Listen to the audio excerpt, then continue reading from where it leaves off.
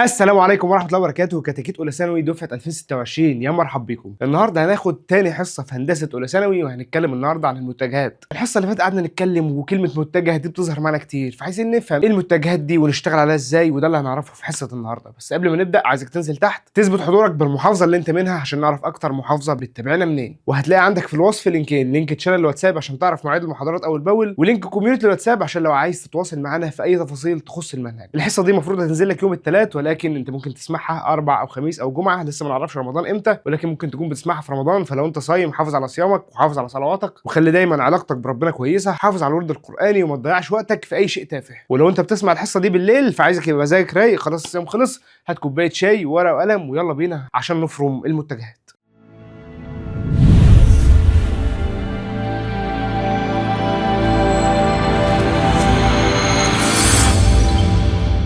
اول حاجه يا سيدي عندك في المتجهات حاجه اسمها متجه الموضع. ايه متجه الموضع ده اصلا؟ متجه الموضع ده يا سيدي قال لك وليكن انا عندي النقطه الف دي، عايز اوصفها بمتجه، يبقى انا هوصفها بحاجه اسمها متجه الموضع. هو مين متجه الموضع؟ قال لك متجه الموضع هو قطعه مستقيمه موجهه زي اللي خدناها الحصه اللي فاتت. بتعمل القطعه المستقيمه الموجهه دي بدايتها نقطه الاصل ونهايتها النقطه بتاعتك. يعني لما اجي اعرف متجه الموضع هقول هو قطعة مستقيمة موجهة بدايتها نقطة الأصل ونهايتها النقطة اللي هي عندنا هنا دلوقتي مين؟ ألف.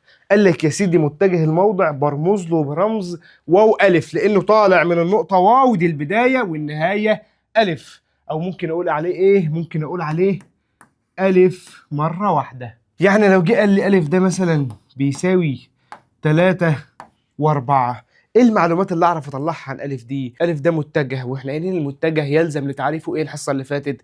معيار واتجاه. تعال نجيب معياره كده. عارفين ان المعيار بيساوي الجذر التربيعي لس تربيع زائد ص تربيع. س تربيع وص تربيع مين؟ الاحداثي بتاعه. يبقى ده هيساوي الجذر التربيعي 3 تربيع زائد 4 تربيع، يعني جذر 9 و16 25، يعني بيساوي 5 وحدة طول. طب أنا عايز أعرف اتجاهه كنا بنقول إيه؟ كنا بنقول ظا سيتا اللي هي كانت بتساوي إيه؟ صاد على س. صاد بكام؟ ب4 وس ب3. شيفت تان تجيب على طول الزاوية بتاعتك، وعرفنا عن المتجه معياره واتجاهه. تعال نقزقز بقى ونجيب له شوية المعايير اللي هو طالبها دي. مديني المتجه الأول ألف 5 وسالب 12 وعايز المعيار. المعيار بسيط، جذر التربيعي 5 تربيع زائد سالب 12 الكل تربيع، يعني ايه؟ يعني 25 زائد 144، يعني 196 اللي هي بايه؟ اللي هي ب 13 وحدة طول. ايه تاني اللي بعده؟ ب مديهوني 3 على 5 و4 على 5 وعايز المعيار. ادي يا سيدي المعيار على طول، ربع.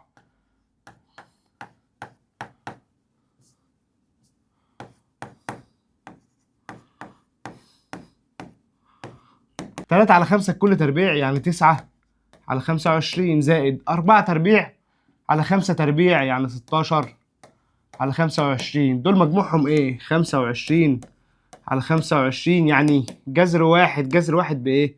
بواحد وحدة طول. طب اللي بعده مديني متجه اسمه واو، صفر وصفر، وعايز يجيب معياره. طب ما بسيطة، جذر التربيع صفر تربيع زائد صفر تربيع هيطلع في الآخر بصفر. وتيجي تبص تلاقي إن ده عندك متجه اسمه المتجه الصفري. لازم تبقى عارف المتجه الصفر ده عشان هنحتاجه في المسائل بتاعتنا. طب اللي بعده بيقول لي ج بيساوي 1 وصفر، عايز المعيار. ادي المعيار 1 تربيع زائد صفر تربيع، يعني ايه؟ يعني جذر واحد، يعني واحد وحدة طول. مين ده يا سيدي؟ ده اسمه متجه الوحدة. برضه هنعرفه، بس تعال نعرف التعريف بتاعه كده على طول. لما نيجي نعرف متجه الوحدة ده هنعرفه ازاي؟ هو يا سيدي قطعة مستقيمة موجهة برضو زي متجه الموضع، بس ايه الفرق؟ لا برضو لسه مفيش فرق دلوقتي. بدايته نقطة الأصل. نفس المتجه الموضع ولا ايه؟ لا مش نفسه. واتجاهه س الموجب. يعني متجه الوحدة بيبدأ من نقطة الأصل ويروح في الاتجاه ده س الموجبة. تعال ناخد مسألة كده ونشوف. بيقول لي إذا كان المتجه أ بيساوي 3 وكاف، ومعيار المتجه أ 5، عايز قيمة كاف.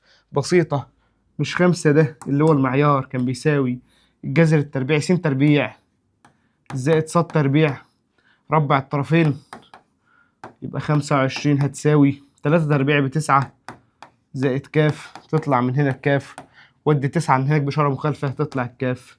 دي خلي بالك تربيع، متنساش التربيع. كاف تربيع ب16. من هنا اقول له الكاف بكام؟ لو رحت قلت له 4 حول على طول ادبي، شوف سكتك وفكك من موضوع العلم ده. لما كنا بناخد في المعادلات في الترم الاول نقول س تربيع بيساوي 16، كنا بنقول ايه؟ ان الس بتساوي موجب وسالب 4. لازم تبقى عارف النقطة دي. بيقول لي عبر عن المتجهات الآتية بدلالة متجهي الوحدة الأساسيين. ايه متجهي الوحدة الأساسيين دول؟ اللي هم س وصاد. عبر عنهم ازاي؟ تعالى واعرفك الموضوع بمنتهى البساطة. ادي يا سيدي المتجه أ، كل اللي انا هعمله هضرب الإحداث السيني في س، يبقى 3 س زائد 2 في ص. هو ده والله؟ والله هو ده. ونفس اللي هنعمله في كل ده. يعني هنا الب هيساوي سالب 2. القلم ده معفن كده ليه؟ فين القلم التاني؟ سالب 2 في اتجاه السين زائد 5 في اتجاه الصاد. خش على اللي بعده. ج ده هيساوي ايه؟ سالب 4 في اتجاه السين، والصفر ده عمله ايه؟ ما عملوش. انا هكتب سالب صفر في صاد؟ ما اكتبش ده يا باشا، خلاص الصفر مش عايزينه. اللي بعدها المتجه ده هيساوي صفر في س، يبقى الس مش موجودة، سالب 3 على 5 في اتجاه الصاد. كده انت خدت المتجه في الصورة الإحداثية وبدلالة متجهي الوحدة الأساسيين. باقي لك حاجة كمان وهي الصورة القطبية. ايه الصورة القطبية دي؟ مش ده المتجه بتاعنا اللي احنا لسه متكلمين عليه في أول الحصة؟ دي كانت الصورة الإحداثية بتاعته، إحداث السين وإحداث الصاد. طب ايه رأيك إن احنا نعبر عن المتجه مرة واحدة بمعياره واتجاهه؟ يعني ايه بمعياره واتجاهه؟ قال لك يا سيدي تعال نجيب معيار أ كده. الجذر التربيعي 6 تربيع زائد 6 جذر 3 كل تربيع، يطلع من هنا المعيار ب 12 وحدة طول. طب وبعدين تعال نجيب الاتجاه. ظا كنا بنقول ايه؟ ص على س، يعني 6 جذر 3 على 6. 6 هتروح مع ال6 هيتبقى لك جذر 3. شفت تاني على الآلة الحاسبة تطلع الزاوية دي معاك بكام؟ ب60. إذا دي السيتا اللي احنا عايزينها. بس قبل ما تروح تعمل حاجة لازم تعرف انت في الربع الكام. يعني ايه هندسة انا في الربع الكام؟ يعني انا عندي الإحداثات اللي مديهاني دي 6 و6 دي فين؟ في الربع الأول. تعال نرسم كده رسمة بسيطة نعرف موضوع الإرباع. الربع الأول موجب وموجب، الربع الثاني سالب وموجب، السين هي اللي سالب والصاد موجب. الربع الثالث الاتنين سوالب. الربع الرابع السين موجب والصاد سالب. انا هستفيد من ده كله ايه؟ هستفيد ان انا هجيب له الزاويه مظبوطه بالظبط. ما ينفعش اقول له 60 واسكت، لازم اقول له في الربع ان هو. يعني لو الاحداث السيني موجب والصادي موجب هبقى في الربع الاول خلاص وهكتب له الزاويه زي ما هي. طب لو احنا في الربع الثاني هقول له 180 ناقص الزاويه اللي طلعت معانا. طب لو في الربع الثالث 180 زائد الزاويه اللي طلعت معانا. طب لو الرابع 360 ناقص الزاويه اللي طلعت معانا. انا عارف انك مش فاهم وتايه، هنطبق دلوقتي على مسائل. بس تعال نبص هنا، احنا عرفنا خلاص ان دي ايه؟ ربع اول. اذا أ متجه هيساوي المعيار ايه؟ 12 والزاويه كام؟ 60 درجه. وهي دي الصوره القطبيه، الصوره الجديده عليك. تعال ناخد عليها مسائل عشان انا عارف انك ايه؟ ذكي زي حالاتي وما بتعرفش تفهم غير بالمسائل. بيقول لي حول المتجهات الاتيه من الصورة القطبية إلى الإحداثية أو العكس. يعني لو هي قطبيه هات احداثيه، ولو هي احداثيه هات قطبيه. دي مثلا 12 و60 درجه، عايزين نحولها برضه. نحولها ازاي؟ هنقول يا سيدي السين هتساوي المعيار جتا الزاويه. طب والصاد المعيار جا الزاويه. 12 جتا 60 بكام؟ بنص. 12 في نص ب6. طب وصاد جا 60 بكام؟ بجذر 3 على 2. يطلع دي 6 جذر 3. يطلع هنا المتجه 6 و6 جذر 3. خش في رقم 2 على طول. مديني المتجه معياره 12 جذر 2 واتجاهه 3 باي على 4. تعال نحول 3 باي على 4 دي هندسة هنحولها ازاي؟ عوض عن الباي ب 180. 3 في 180 على 4 على 4 فالواحد على 4 فال 45. 3 في 45 ب 135 درجة. أقوم قايل السين 12 جذر 2 جتا 135 والصاد 12 جذر. انت معايا ده ولا مش معايا؟ انت معايا ولا الصيام خدك مني انا؟ 12 جذر 2 جا 135. على الاقل الحاسبه يلا على طول طلع لي الناتجين دول. تطلع دي بسالب 12 ودي ب 12. يبقى المتجه هيساوي سالب 12 و12. خش على اخر مساله في النوع ده. أ بيساوي 5 جذر 3 وسالب 5. اداني صوره احداثيه وعايزين نجيب صوره قطبيه. انا معاك يا باشا، يلا نجيب. اول حاجه المعيار جذر التربيع 5 جذر 3 الكل تربيع زائد سالب 5 الكل تربيع. يطلع المعيار من هنا 10 وحدة طول. يلا ظا سيتا صاد على س سالب 5 على 5 جذر 3 تطلع سالب 1 على جذر 3. خش بالآلة الحاسبة، سيبك من السالب دلوقتي، اكتب شيفت تان 1 على جذر 3. هيطلع لك الزاوية بكام؟ ب 30 درجة. اروح اكتب له 30 ابقى غلطان ومغفل. امال اشوف الربع الاحداثي هنا موجب وسالب. موجب وسالب ده فين؟ ده في الربع الرابع. اذا دي في الربع الرابع.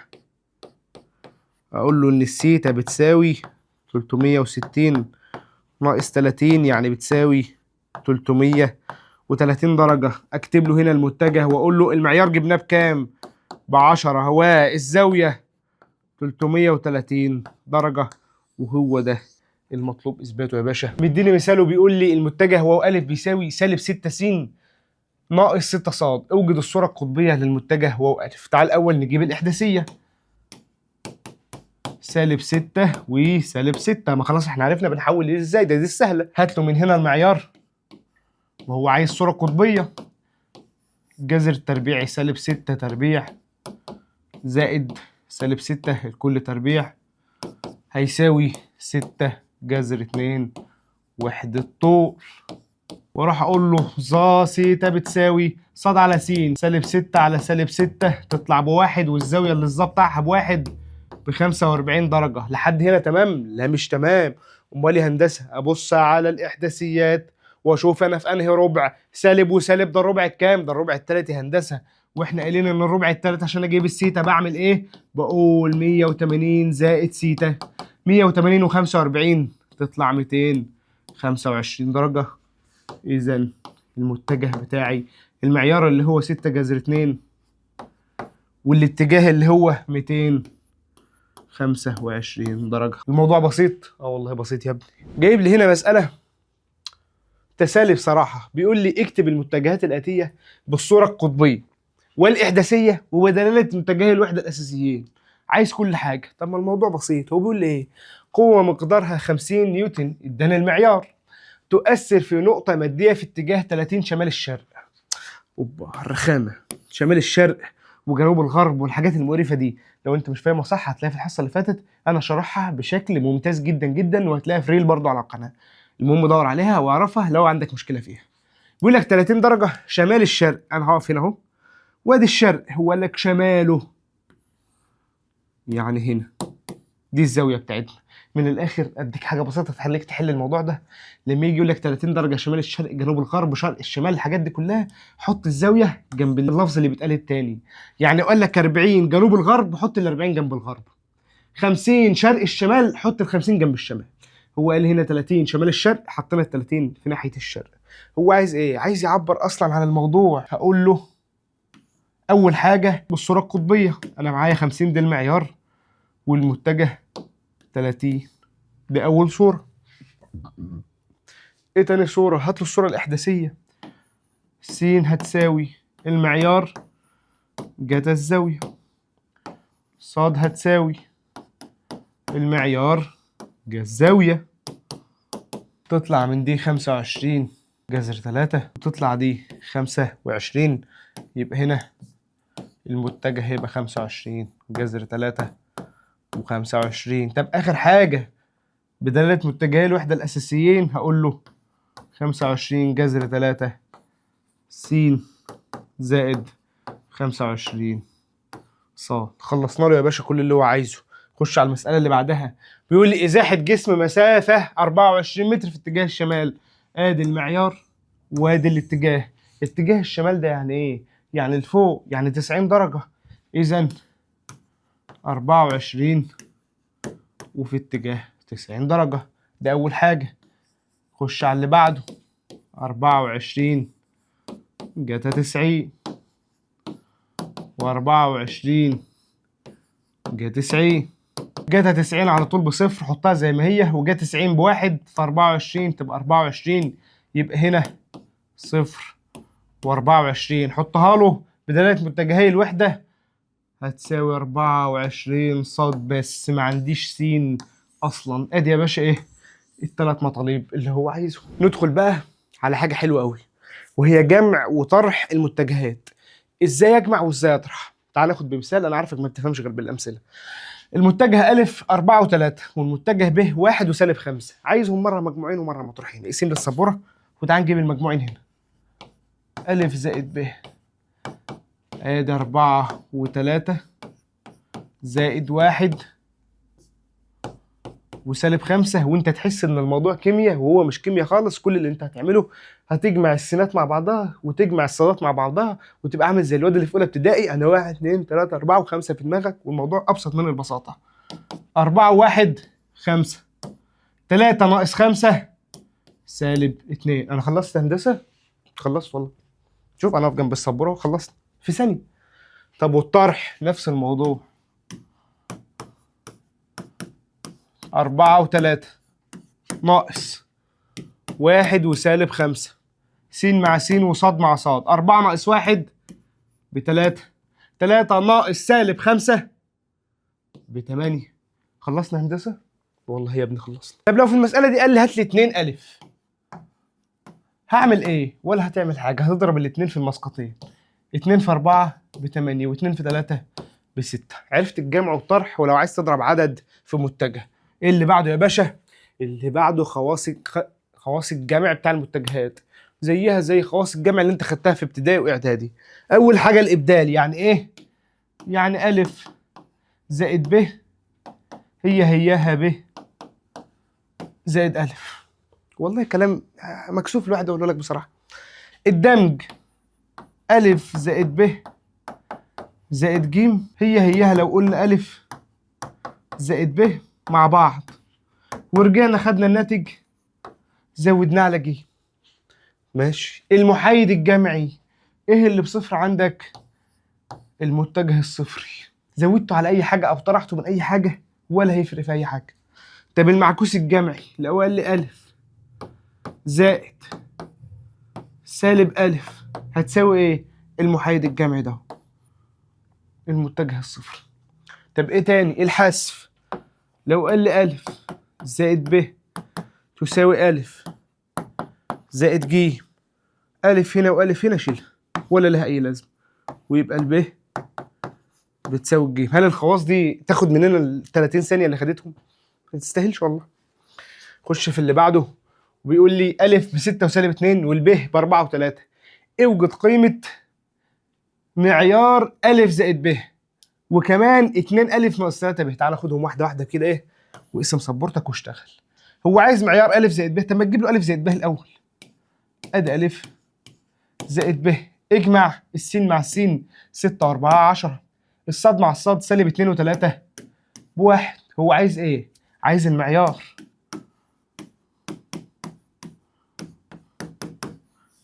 10 تربيع زائد 1 تربيع يطلع بجذر 101. هو عايز حاجة تانية؟ عايز المطلوب اللي بعده.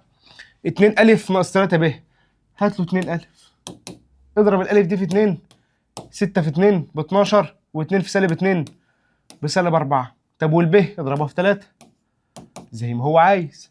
3 في 4 ب 12، و3 في 3 ب 9. هو عايز ايه؟ 2 ألف ناقص 3 ب، اطرح دول من بعض. 12 و12 صفر، سالب 4 سالب 9 سالب 13. عايز حاجة تانية؟ مش عايز حاجة تانية في المسألة دي. المسألة اللي بعدها بيقول لي المتجه ألف 3 وسالب 2 وب مدوني على الصورة بتاع متجهي الوحدة الأساسيين سالب 2 س زائد 5 ص والجيم ب 11 ص.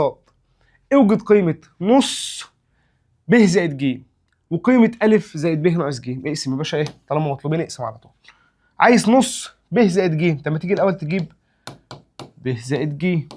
ادي الب وادي الج، السينات مع السينات، طب ما تيجي الأول تعملهم له كده ايه إحداثيات عشان ما تتلخبطش. سينات مع السينات سالب 2 وصفر يبقى سالب 2، 5 و11 16. هو عايز ايه؟ عايز نصهم. نص ب زائد ج هتساوي نص في سالب 2 بسالب 1، ونص في 16 ب8. خش على اللي بعده. ألف زائد ب ناقص ج. هنا نعرف نعمل دمج وناخد ألف زائد ب مع بعضها الأول، وممكن نعمل على طول، ده الموضوع سهل خالص. خد ألف زائد ب على طول. 3 ناقص 2 بواحد، سالب 2 زائد 5 ب3 ناقص الجيم بكام؟ 0 و11. 1 ناقص 0 بواحد، 3 ناقص 11 بسالب 8. هو ده يا باشا المطلوب وجبناه له. المسألة اللي بعدها مديني المتجه أ بيساوي 3 وسالب 1 والمتجه ب 2 وسالب 5 وج بسالب 5 و5. وبيقول لي اوجد قيمة م حيث م تساوي أ ناقص 2 ب ناقص ج. أنا عطلان على إيه؟ على 2 ب، هاتها على طول. 2 في 2 ب4 و2 في سالب 5 بسالب 10. تعالى هات له على طول بقى أ ناقص 2 ب ناقص ج هتساوي، تعالى يلا يا باشا، 3 ناقص 4 بسالب 1، سالب 1 ناقص سالب 5 يعني سالب 1 زائد 5 يدينا 4. اللي بعده سالب 1 ناقص سالب 10 يطلع 9. 9 ناقص 5 4. وخد بالك من حوار الجمع والطرح ده، لو انت متلخبط اعمل دمج واعمل اتنين مع بعض الاول وبعد كده اعملهم مع المتجه الثالث. خش يا باشا في اللي بعده. مديني ألف متجه زائد ب متجه بيساوي 8 و16، ومديني قيمة ألف متجه وعايز معيار الب متجه. يبقى الأول لازم أجيب له ب متجه دي. ب متجه هتساوي 8 و16 ناقص ألف متجه، وادينا دي بعكس الإشارة. ألف متجه بكام؟ ب5 و12. 8 ناقص 5 3، 16 ناقص 12 4. هو عايز المعيار بتاع الب، الجذر التربيعي 3 تربيع ب9 زائد 4 تربيع ب16 يعني 25 تطلع ب5 وحدة طول. خش على طول في اللي بعده. مديني هنا يا سيدي حاجة اسمها تساوي متجهين. لما يبقوا متجهين متساويين الإحداث السيني بيساوي الإحداث السيني والإحداث الصادي بيساوي الإحداث الصادي. يعني س و4 لما يساوي سالب 3 وصاد، السين هتساوي سالب 3 والصاد هتساوي 4. تعال نطبق في مسألة. مديني كاف في 2 و1 زائد م في 0 و2 بيساوي 6 و4، وعايز قيمة كاف وم. اضرب الأول الكاف دي جوه المتجه بتاعها. ادي 2 كاف وكاف زائد 0 و2 م، ضربنا الميم جوه هتساوي 6 و4. اجمع يا باشا 2 كاف وصفر 2 كاف، كاف و2 م، كاف زائد 2 م هتساوي 6 و4. ساوي الإحداث السيني بالإحداث السيني 2 كاف هتساوي 6. من هنا نقدر نقول إن الكاف ب3. خد الإحداث الصادي، كاف زائد 2 ميم هتساوي 4. شيل الكاف دي وحط 3 وديها الناحية اللي هناك، يبقى ال2 ميم هتساوي 4 ناقص 3 ب1. تطلع الميم بتساوي نص. ادي يا باشا الكاف والميم اللي هو طالبهم لي في راس السؤال.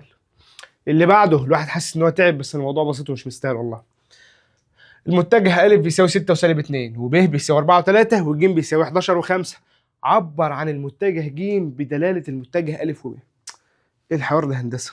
تعال ناخد كده ايه في الجنب حاجة بسيطة. لو قال لي مثلا أ ده هو ب1 وب ب2 وج ب3، ولا عبر عن ج بدالة أ وب، هقول له ج بتساوي أ زائد ب. طب لو قال لي الج دي ب20 والألف ده ب8 والب ب4 وعايز يعبر، أنا ممكن أقول له إن الجيم هتساوي الب، حطها زي ما هي، زائد أنا عايز أوصل لل20، ال8 دي أعمل فيها إيه؟ ممكن أضربها في 2. 2 في 8 تطلع 16 زائد 4. يعني ممكن أقول له الجيم بتساوي ب زائد 2 ألف. إيه الخلاصة يا هندسة من اللي أنت عايز تقوله لي في الحتة دي كلها؟ هقول لك الخلاصة أهو، بس تعالى نمسح الكلام ده كله. الخلاصة يا سيدي إن أنا أقدر أقول إن ج هتساوي كاف أ زائد م في ب. يعني إيه الكلام ده؟ يعني عشان الألف والب تجمعهم علاقة مع الجيم لازم يتضربوا في واحد. لما ادينا مثال الب اتضربت في 1 والألف اتضربت في 2. طب إحنا عايزين نجيب بقى الكاف والميم اللي يحققوا لنا المعادلة دي.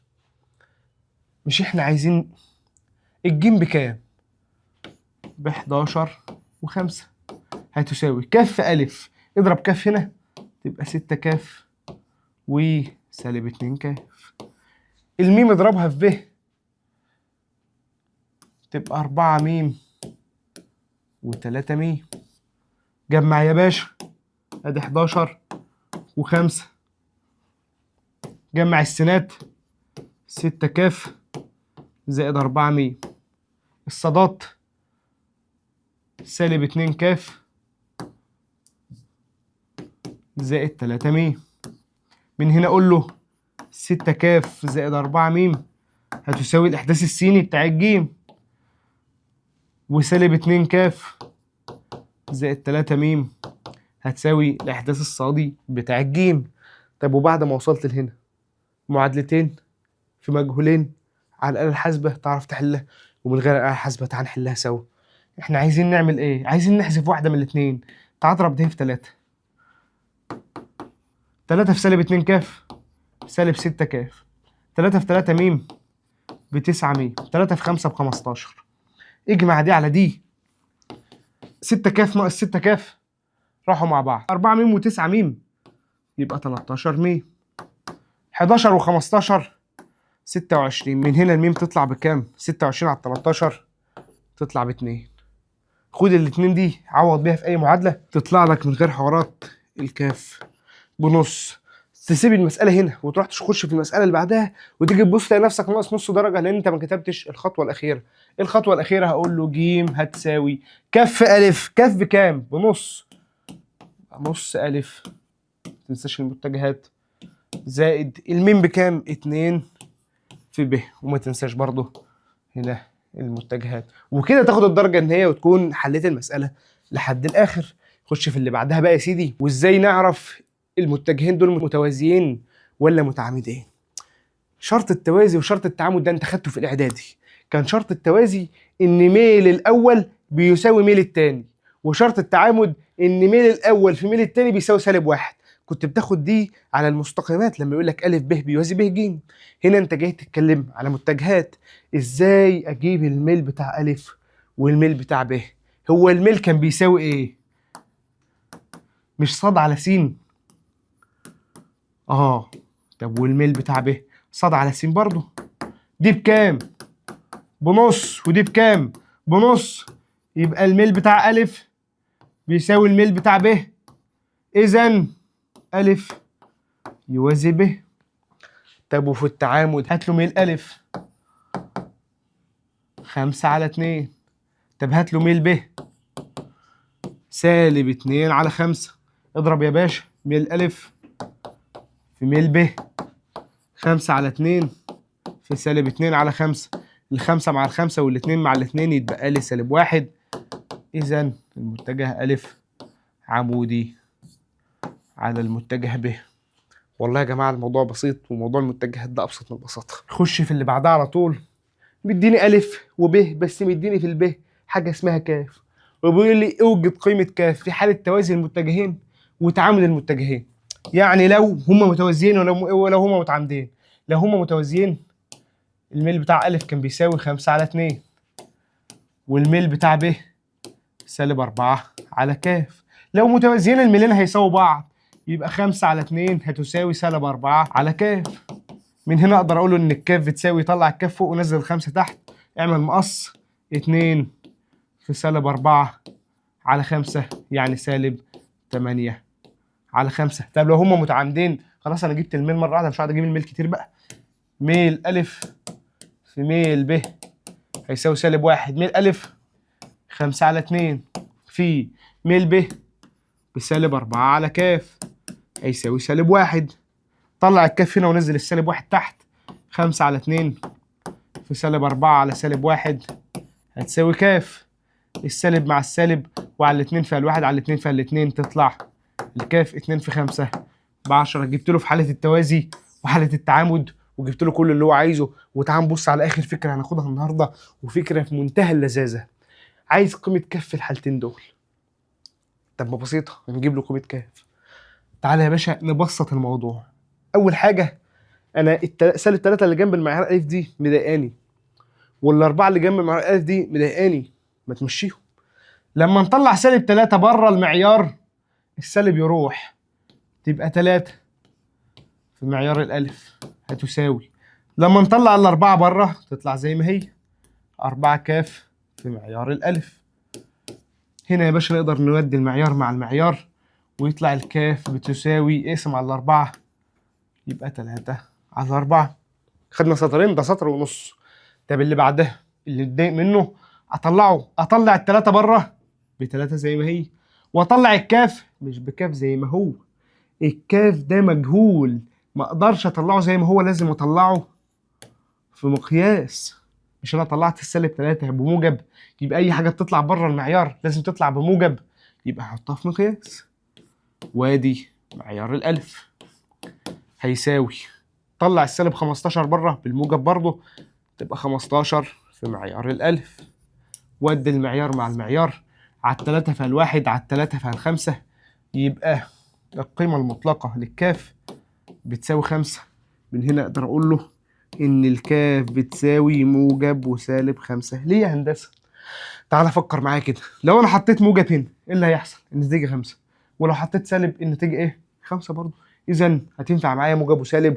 وكده نكون خلصنا تاني حصة في هندسة اولى ثانوي، وخلصنا تقريبا درس المتجهات. مش باقي لنا غير العمليات على المتجهات في محتوى شهر فبراير في الهندسة، ونكون خلصنا هندسة شهر فبراير كله. كل اللي انا عايزه منك تذاكر وتشد حيلك. اللي انا بعمله ده لوجه الله، صدق على روح والدتي الله يرحمها. اسعى معايا وانا هسعى معاك. ولو عندك اي مشكله ادخل كوميونتي الواتساب اسال في اي حاجه. وشكرا جدا على كل المسجات اللي جات لي على الكوميونتي. كل واحد هناني وقال لي كل سنه طيب بمناسبه رمضان. بصراحه المسجات فرحتني جدا جدا جدا.